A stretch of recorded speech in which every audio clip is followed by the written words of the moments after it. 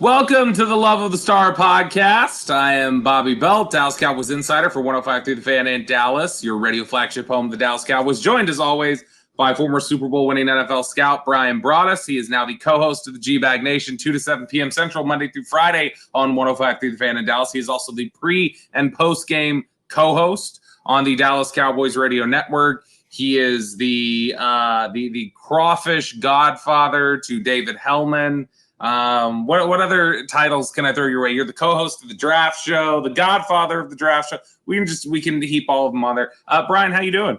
I'm doing well, and that is the voice of Bobby Belt on 105.3 The Fan. He's a Cowboys insider, does a great job out there at the Star, traveling with the team, being with the team, getting all the information for the team. He's also on 5:30 in the morning till 10 a.m. with Sean and RJ and Bobby on 105.3 The Fan. Robert, yes, you and I have a lot of jobs. You and I have a lot of jobs. And we also have this podcast, Love the Star, and then Bobby's also on the draft show. So, again, we're all pedaling real fast right now. So, Brian, we've got some movement here with the Cowboys and free agency. A lot of different things to talk about.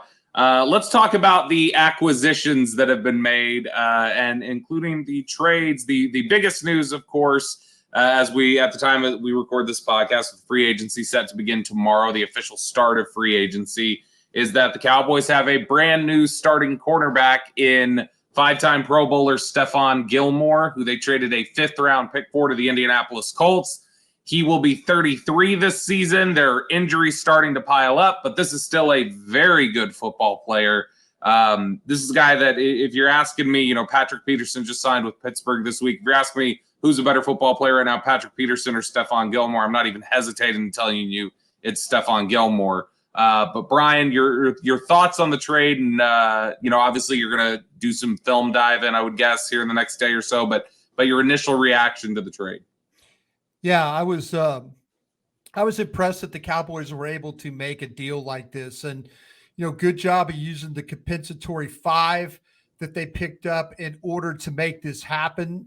That's the things you got to do when you're working on these deals. You got to find ways to take those assets and be able to move them, whether you're in the draft or maybe in this time period where somebody is looking to move on from a player. And so I fully applaud what they did here. I think there's a couple of factors. Gilmore had an interception against the Cowboys in a game in early December. 5 targets his way, 2 receptions. Overall, he's right about a 50% completion guy against him. The numbers, I'm not a huge metrics guy, but I have a feeling that the Cowboys did their due diligence on this one, evaluating the player, the opportunity to grab the player. I know Jerry Jones has a tremendous friendship with Bill Belichick. I guarantee you that Jerry Jones got on the phone and had a discussion with Bill about the player and what the player could bring to the Cowboys, not only with the scouting reports they had from the Colts and maybe Carolina and the Patriots, but then you also get that verbal confirmation from a Bill Belichick saying, hey, listen, this guy can do this and this and this. And, I applaud him. The money for them is right. The compensation is right. And it kind of protects you, even though this is a really, really deep corner draft. Maybe at 26, you don't have to go tag that corner right now. You can focus on another area.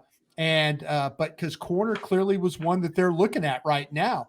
And so I don't think it precludes them from drafting a corner. I just don't know if they're going to go for a corner now at 26.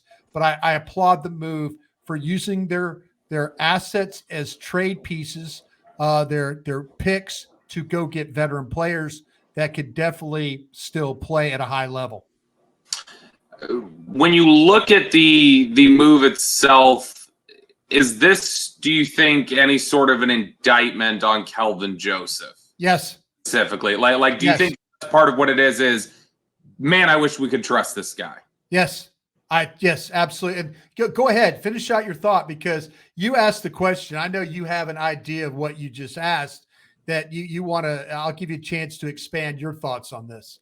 I look at this and I say that I think if the Cowboys could go back and do everything over again, and I think if you would have asked them 2 months after the pick, if you can go back and do everything over again, do you pick Kelvin Joseph? I think they say no, even before he steps on the field, because I think they have an idea. He's not a professional. He's somebody who, when he stepped out there, you can talk to a lot of people in that building, and they will tell you that's just a guy they don't trust off the field. That's a guy they don't trust on the field. They feel like as soon as he's out there on the field, teams are looking for him.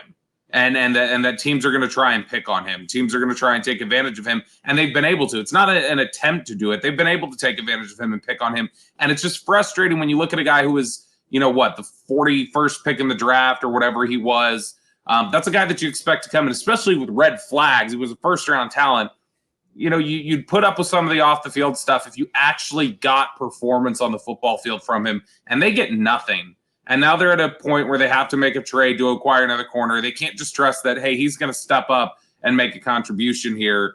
And you're left having to trade for Stephon Gilmore is a good player, and you're happy to have him. But it's a deal that I don't think should have needed to be made if Kelvin Joseph is just, half the reliable player they thought he could be. I think it also might be a little bit of an indictment of Anthony Brown, and I am one of those guys. And I'll always admit when I'm wrong. I just think it's a trait you have to have in your life. You don't want to be wrong all the time. But I felt like there were a couple of guys, Dorrance Armstrong and then also Anthony Brown, were going to have those breakout kind of seasons. I felt like that Anthony Brown opposite Diggs was going to have everything that Deron Bland did. I thought Anthony Brown was going to do. That's the kind of year I thought Anthony Brown was gonna have. But now, you look at the situation. Bland got better. Bland very well could be putting Jordan Lewis on the street. You look at, that there could be a complete remake of this. Okay, now to get back to Kelvin Joseph, the thing about Kelvin Joseph is they did a lot of work on him. I mean, a lot of work. Dan Quinn, Will McClay, Mike McCarthy going to Lexington, Kentucky, doing the workout. Guys I talked to myself at LSU will tell you, hey, good kid, trouble is always at arm's length. We learned that a little bit about him as a player.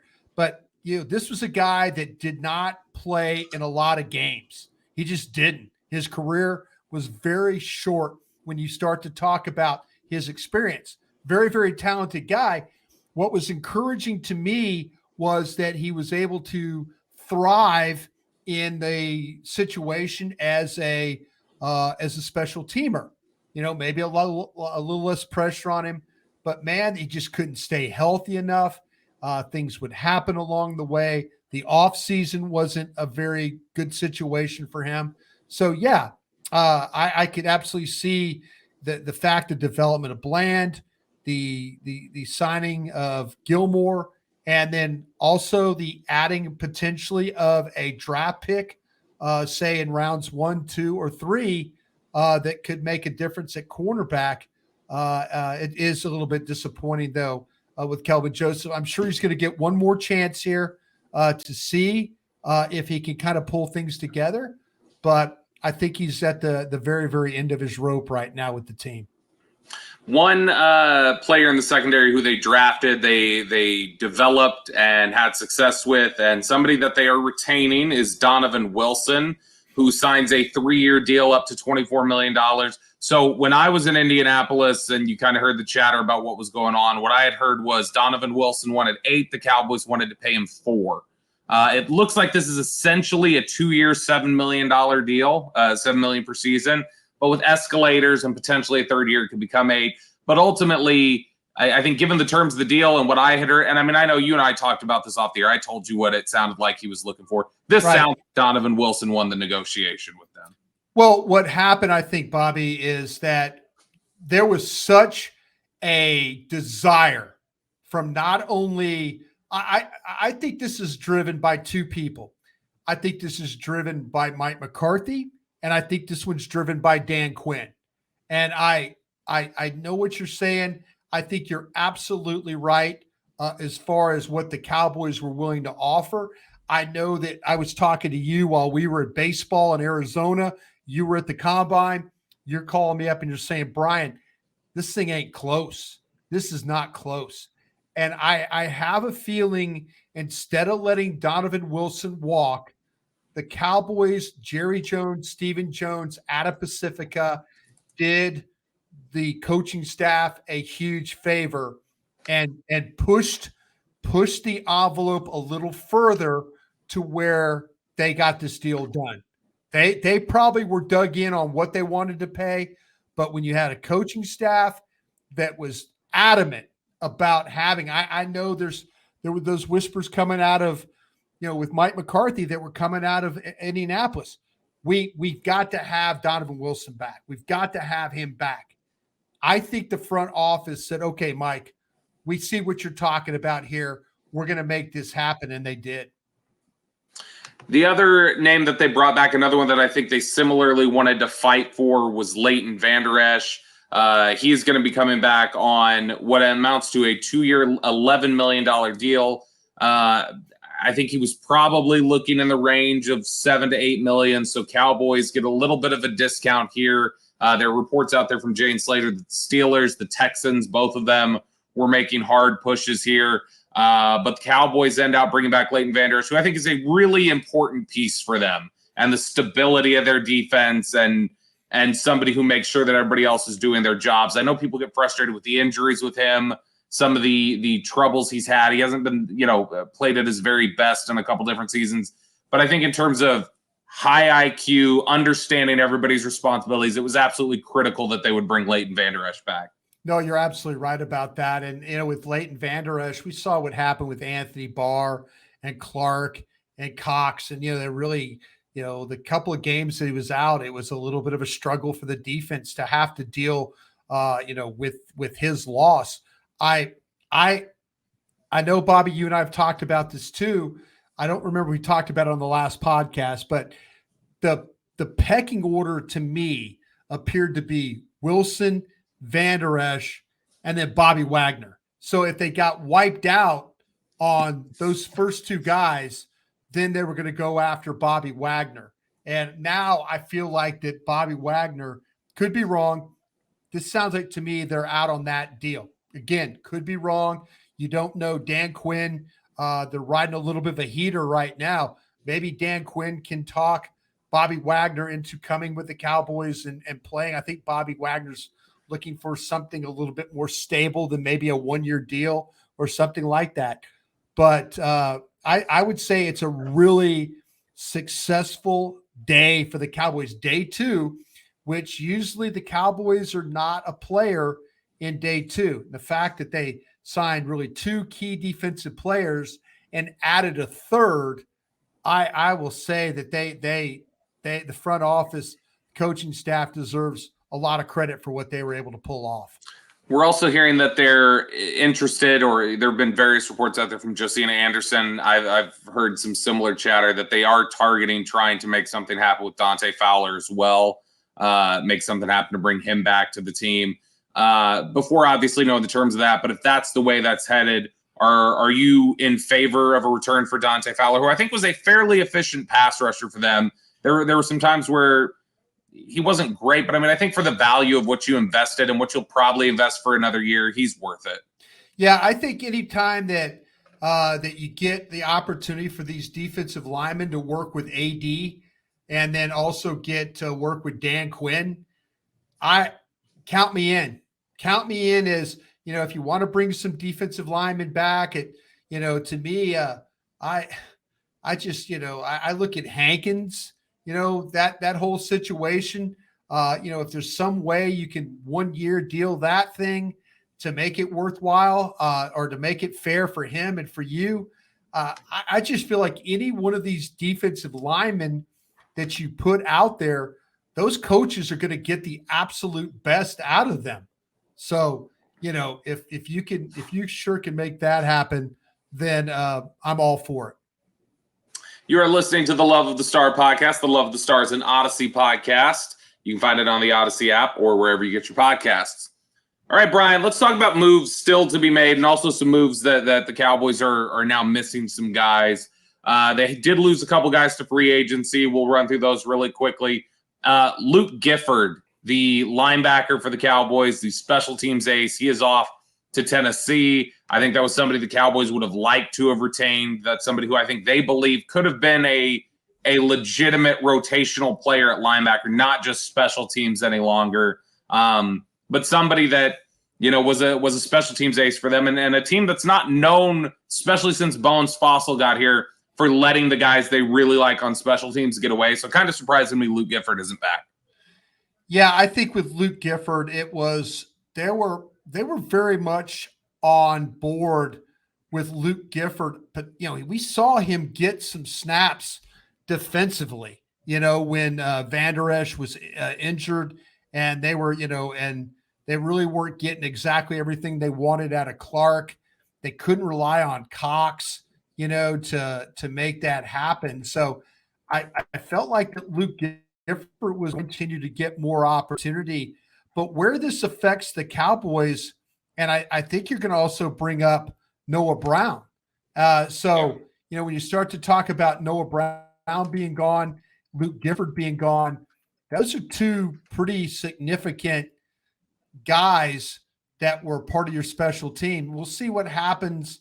We'll see what happens if they can, in fact, CJ Goodwin, that's the situation. And then, they got two deep snappers that are also on the list. I kind of felt like the first signing that we would see in the typical Cowboy fashion would be Jake McQuaid. Deep snapper comes back, but they've got some guys with Brett Maher, Jake McQuaid, Matt Overton, CJ Goodwin. Their special teams unit is kind of struggling a little bit right now to try and kind of get that to where it was, at times was very good last year. Do you think this puts even more of an emphasis on day 3 guys that you pick are going to have to be special teams aces? Like, do you think Bones Fossil is going to have a big voice in the room? He always does, but an even bigger voice in the room potentially on day 3, knowing, hey, we lost Noah Brown, we lost Luke Gifford, we're losing some of our big special teams guys. Yeah, I do. I think this is where the special teams coach, when you get down into the third day of the draft and say whether you've got those compensatory picks, you got extra 6th round pick, maybe an extra 7th round pick, you're looking at those and saying, okay, who are the guys we don't want to fight for in free agency? Dallas does a good job at that second draft. Chris Hall does a really good job of keeping the board intact, so they're able to go after those guys they still have on the draft board. But then Bones Fossil is going to put stars on guys that are tags on those guys, stars on the tags, where they're like, this guy is really, really good at covering. This guy is a really good returner. I mean, you've got like a Devin Harper and some guys like that. Those are the guys, we'll see. We'll see with Marquise Bell and stuff like that. Will those guys take over? Kelvin Joseph was the guy we mentioned this earlier here, but there's some guys that are going to have to step up. But I guarantee you there could be 2 or 3 guys on that board that they have there that have a special teams background to them, whether they block kicks, that kind of thing. The returners, those guys will definitely get noticed. Cowboys also lose Noah Brown to the Houston Texans, a 1-year deal for Noah for $2.6 million. Like we referenced there, he's a big special teams guy for them, somebody who contributed in the passing game some, obviously had the play in Jacksonville that a lot of people aren't going to forget where the ball bounces off his chest. But looking at the Noah Brown move, any surprise to you there that they didn't do something to keep him here? Or do you think he also, maybe they would have had a role in mind for him and it's not the role that Noah Brown felt he had earned anymore? Yeah. That's where I think it is, Bobby. I think Noah Brown, this was like his fourth contract that he's gotten, already. I mean, my man lives on those deal. My man lives on those 1-year deals. I kind of feel like that Noah Brown, he's looking around. He was excellent early in the season. He won you the Cincinnati game the way he played in that. But you're right. What do we remember Noah Brown for? We don't remember him for making all those plays, those clutch catches in the Cincinnati game.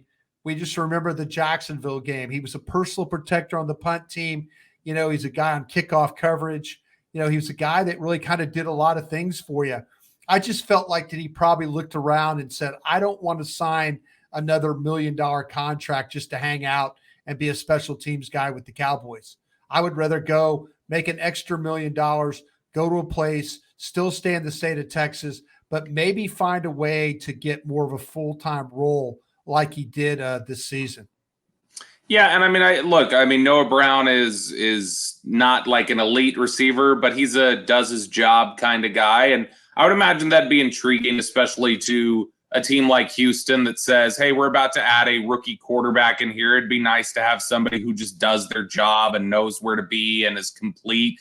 And so there was probably a sell of like, hey, you're going to have some opportunities to really help us make our quarterback feel comfortable when we add one here. And I'm sure that was a big push for Noah Brown that he liked. The other name that they've lost is Conor McGovern. He goes to the Buffalo Bills, 3 years, $22 million. I don't know about you, Brian. At 3 years, $22 million, I probably would have been in on that. That's one where I don't love that, but I also know that it sure seems like this team is building towards a left side of the offensive line with the Smith brothers. It's going to be Tyron and Tyler. Yeah, the law firm of Smith and Smith are that left side. I mean, if they had moved on from Tyron Smith, then I would have said, okay, now you need to think about going to get McGovern. I think the thing about McGovern that's interesting is that he showed the ability to play guard at a pretty decent level, but also play some center as well. So, but it looks like to me, like I say, the law firm of Smith and Smith are going to be on that left side. And, they've got to kind of figure some things out. I know there were a lot of mock drafts that had the Cowboys, interested in some guards. I don't think it's necessarily a very deep draft when it comes to guards. Torrance from Florida, Avia from TCU, are guys that you're kind of looking at right now. It's just kind of depending. There might be some centers. John Michael Smits from Minnesota might be. And I think this team does think John Michael Smits could play guard if needed. That's what I'm saying. I think he's a really good center too. So, that's kind of where I think the Cowboys are looking at this right now. And, are they in the business of grabbing a guard? I don't think they're necessarily in the business of it right now, especially with what they're dealing with Tyron Smith. I think that Tyler Smith is probably going to play left guard for you, and we'll see if they add, if they look at the draft and add one of these guys that can play center and play guard. I'll mention another guy, Bradford from LSU. Torrance, Avia, Bradford. These are like big, bulky guys. So, maybe if they add a guy like that, I think it would have to be Torrance and Avia probably go a lot earlier, but then Bradford's probably more of a fourth round guy with McClendon, McFadden. Those are the guys you're talking about as fourth round for guards as well.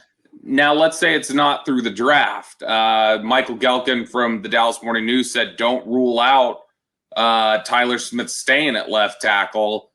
If that's the case, who would be the left guard? Is that Farniak? Man, it's with Tyron as a swing guy, I guess. I'll tell you what, man, that would be Farniak would make a lot of sense just because he did it before. If we remember the Tampa game in week 1, they had an injury to McGovern, and Matt Farniak went in the game very early at left guard. So I kind of have a feeling that's the route that they would probably go. One more question here just before we transition over to the mailbag. These are the guys they've lost. We've talked about the guys they've already acquired. They still need to add to offense. They haven't added anybody to the offense yet. There haven't been any moves there. Let's quickly talk about two guys, Odell Beckham Jr. and DeAndre Hopkins. Brian, have you cooled any on the prospects of Odell Beckham, or do you think this team has? And do you think that they have the gumption to say, all right, we went and made a move for Stephon Gilmore. Now let's go make a move for DeAndre Hopkins. Do you think they're in that mode? Think we can do this? I would love for them to go make a move for Hopkins. I know you and I and others on the G-Bag Nation today on your segment had a discussion about Hopkins. Would you rather go and draft a guy? Do you want to give up compensation of maybe a second-round pick in order to go get Hopkins, or would you rather draft a guy in the second round? I think that's a fair debate right now. Would Hopkins help you now? Absolutely. Will Hopkins help you 3-4 years from now? I think that's debatable as well. And maybe the younger guy, maybe that'll allow you to grow a Jalen Tolbert. Maybe he gets some development for you. Simi Fehoko. I know I'm throwing names out there of guys that potentially could be guys that could develop. They loved Dennis Houston last year, with what he was able to do.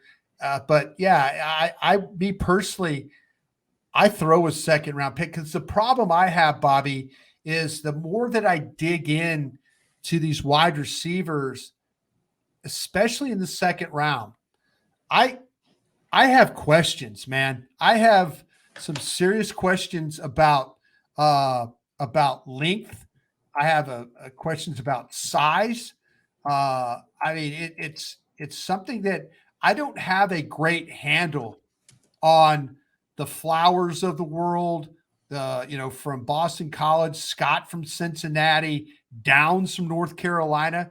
These are all like probably second round guys, maybe some first round guys, according to who's ahead of you. But the size, the lack of, maybe it's something that if you go draft one of those guys, that they turn into a great player. I could be very, very wrong, but man, it's just a little bit of a scary proposition of the unknown of this wide receivers. I don't have as great a feel about them as I have the previous 3 years about this wide receiver class.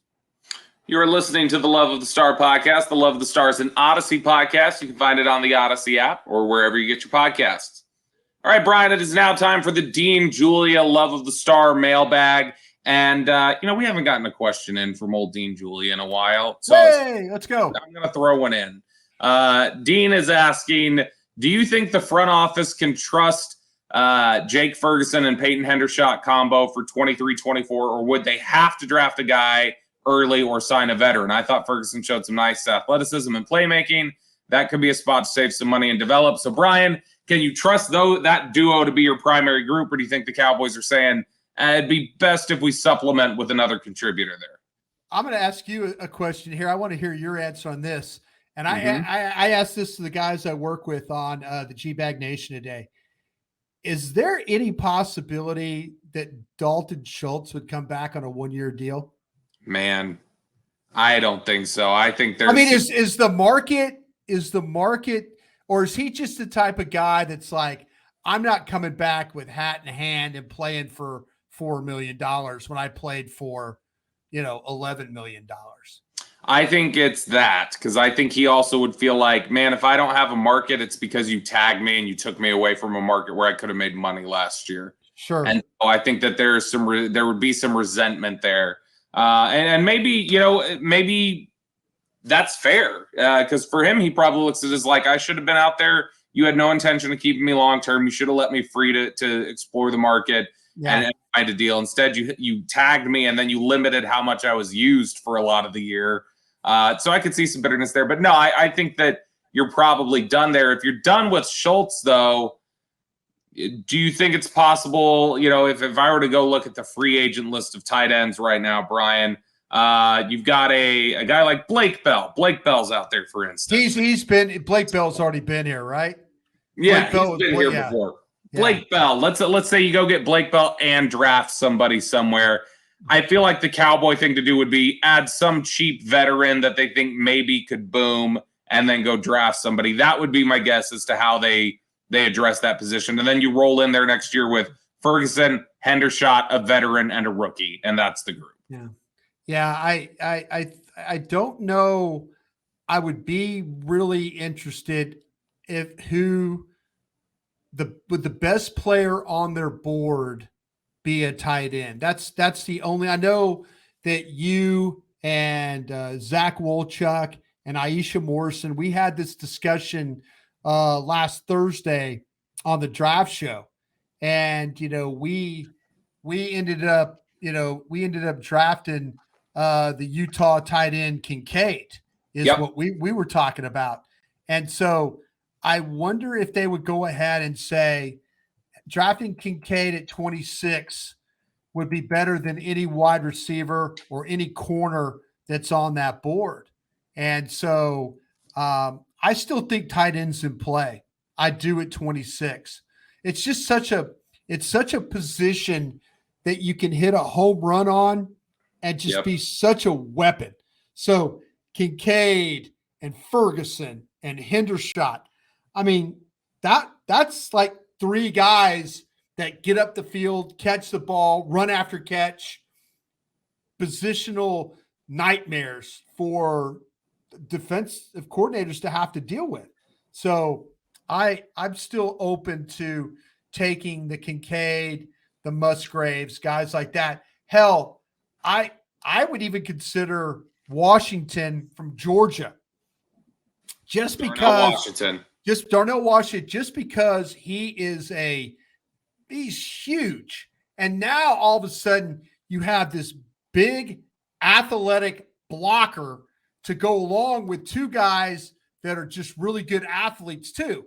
So if you want to run the ball, you can run it behind Washington on that side with Washington, and you also you got your guy Steele and Martin. You've got power over there. Now you got some power over there, and I wouldn't be opposed to that at all. But I do love me some Kincaid. I do love Mayer from Notre Dame. I think he's a really good player too. Next question here from Stacy on Twitter. She says, any updates or ideas on what may happen with Zeke, assuming a restructured pay cut is forthcoming with the way the running back is right now? I still think Ezekiel Elliott's out of here.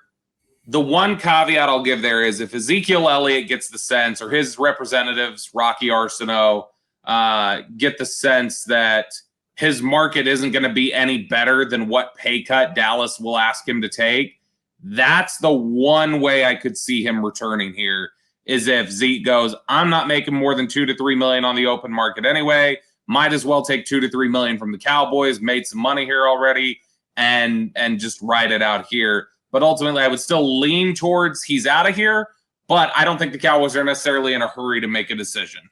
I don't think they're in a hurry, but I'm going to be real honest. I usually am on this program. The way the market looks right now, the Tony Pollard franchise tag looks bad. Yep. And I know I'm not trying to pat myself on the back, anything, and maybe the running back market will pick up. It just looks really soft right now. I think people are looking at this draft. They're seeing like the quality from the first round all the way through like the fifth round on these backs. I would have gambled on Tony Pollard. I would have gambled with an injury, and I would have said, hit the market, see what you can get.